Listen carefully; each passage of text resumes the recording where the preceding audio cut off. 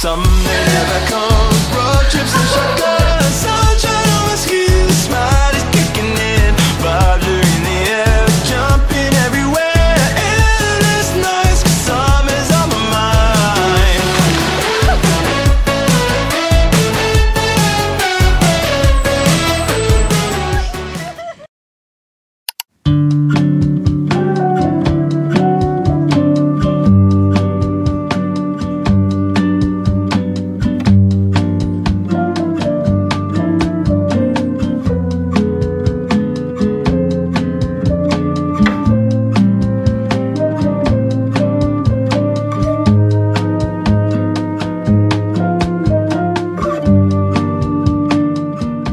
Hello guys! Welcome to my vlog, and for today's video, nandito tayo sa Takanopi Farm PH sa Indang, Cavite para mag-quick staycation. Naghahanap talaga kami ng murang staycation na maraming amenities.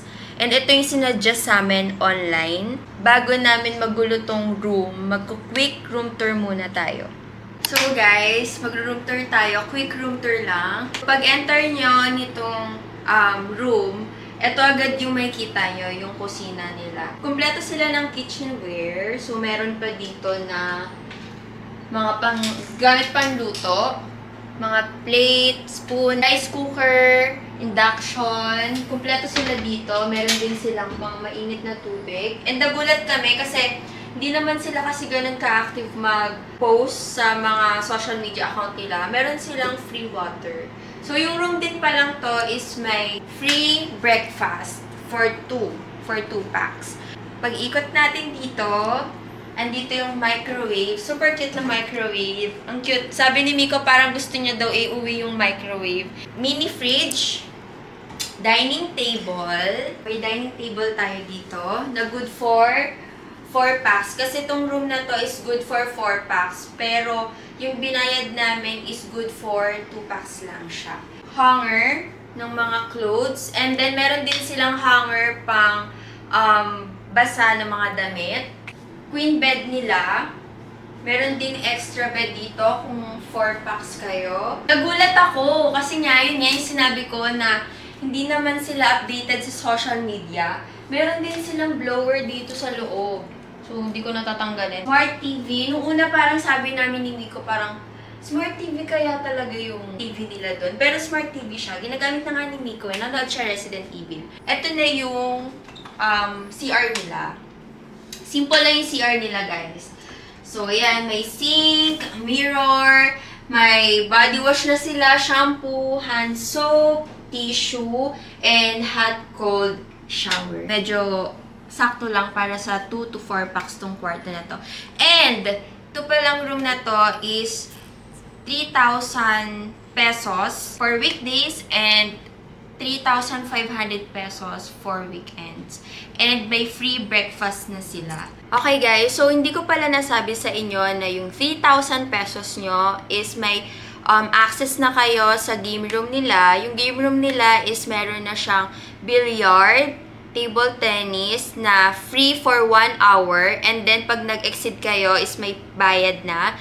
And then, yung board game nila. Meron din silang massage chair na 60 pesos ata kada massage chair. Therapeutic na massage na sa kwarto ginagawa. Service siya. For 1 hour, 500 pesos. And meron din sila ditong mga coffee lesson. So, yung may-ari kasi nito, guys, marunong siyang gumawa ng mga coffee. And may coffee farm din dito na may bayad din pag gusto nyo mag-tour sa coffee farm nila. Meron din silang batis dito. And then, syempre, may access na kayo sa infinity pool nila and kids pool. Yung hinahanap namin na sinasabi namin na sulit yung 3,000 pesos dun sa mga amenities na meron sa loob ng isang staycation. And nakalimutan ko guys na meron din pala silang bonfire dito / grilling area na magbabayad kayo ng 400 pesos and sagot na nila yung charcoal. Guys, papunta kaming game room. Wow! Dito yung game room nila sa baba. Wow! Walang tao! Yes! Ito yung mga mga board game nila. Ha? Dart? Oo nga, nakita ko sa labas na may dart sila. Nakita din namin yung massage chair nila. So, ito yung mga massage chair nila. And sobrang nakaka-relax ng view nila. Diba? Habang nagpapamassage ka, tapos ayun yung view mo, sobrang tahimik.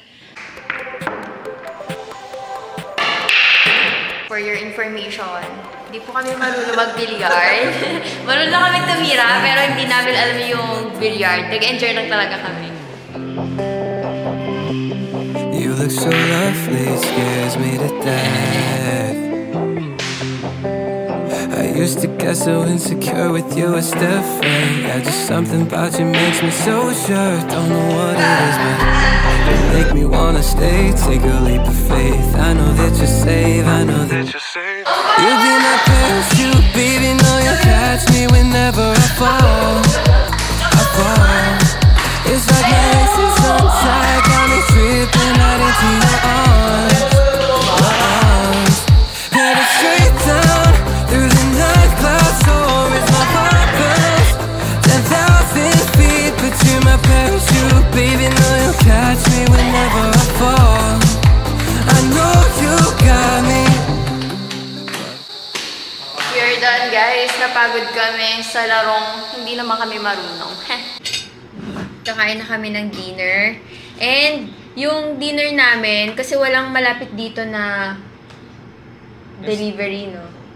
Food delivery. Hindi daw kaya ng Grab or Food Panda. So, bago kayo pumunta dito, umorder na kami ng food. In-order namin, inasal. Tapos, ininit lang namin dito sa microwave. Kain, guys. Kain.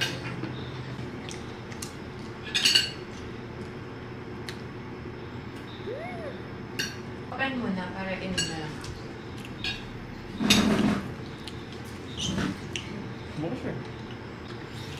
Nakapagod pala mag-bilyar. Ganun pala pa pag magaling ka, no? Nag-billiard kami, hindi kami marunong. Isang game, no? 30 minutes. Nag-table tennis kami, hindi din kami marunong. Nagpawis lang kami. Ayun lang, napawisan kami, di ba? Sarap! Nakakamiss kumain ko sa akin. Sarap talaga ng inansal kapag may chicken oil. Kita ka din. Init. Tapos na kami kumain, guys. Sobrang bilis lang. And time check, 7:03 na. Hinihintay ko na lang yung magmamassage sa amin. And ako yung unang imamassage. Pinatay na din namin yung ilaw dito, tsaka dito sa may dining table. Tapos binuksan lang namin yung yellow light dyan.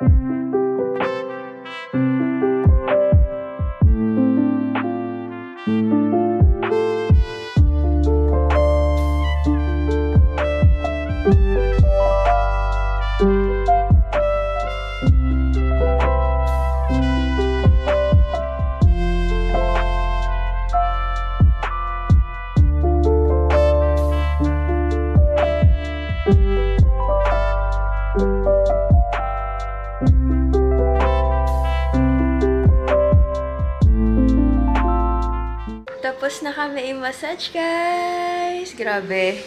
Ang sarap sa pakiramdam na i-massage ulit. Anong pakiramdam na first time mo i-massage? Siya first time niya i-massage. Anong feeling mo? Sarap. Masarap.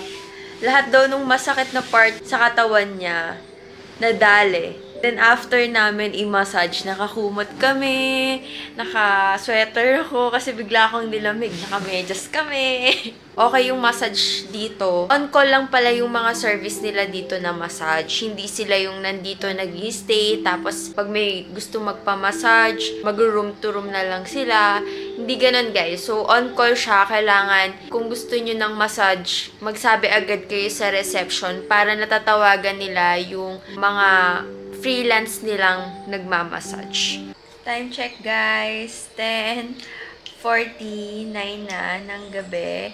And nag-midnights na kami ng fries. Nagluto si Miko ng fries. And nanonood na kami ng action movie. I'm an idiot playing it all mellow and shit. You've got 10 minutes.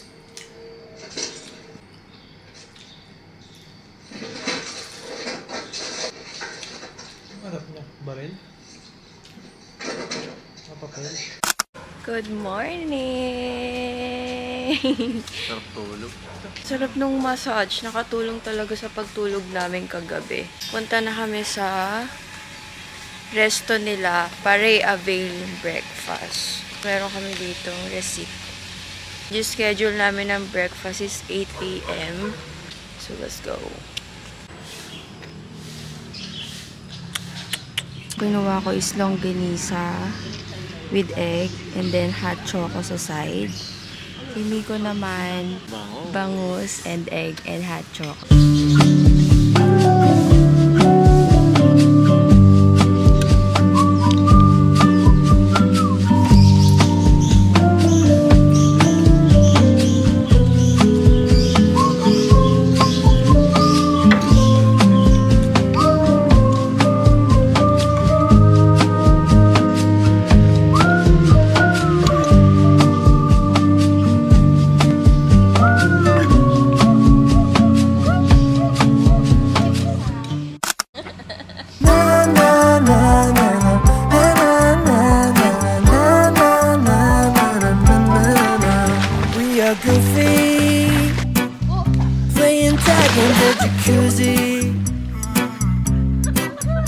We'll go upstairs.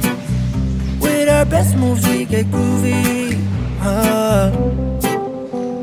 My oh my, we both look so fly like sweet apple pie. Yeah, they want a piece of us. My oh my, when we drive on by, they just can't deny. Yeah, they wanna be like us. Hello, buddy! Magtutour sa amin, papunta sa bridge.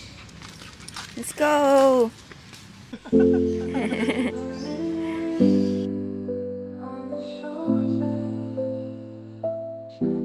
So guys, Snoopy pala yung pangalan niya. Nakita ni Miko. Saan mo nakita? Sa tag niya. Sa tag niya sa leeg.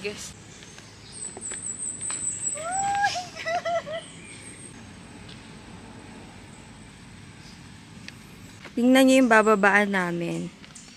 Sobrang haba pa, papunta dun sa Batis. So, kung nakikita niyo yung tubig dun, ayun guys, yung color brown. Mukha lang brown yung tubig, pero clear yung tubig. Bababa muna kami. Bago ko kayo i-update. Ang weird niya guys, nakain siya ng halaman. Pupi.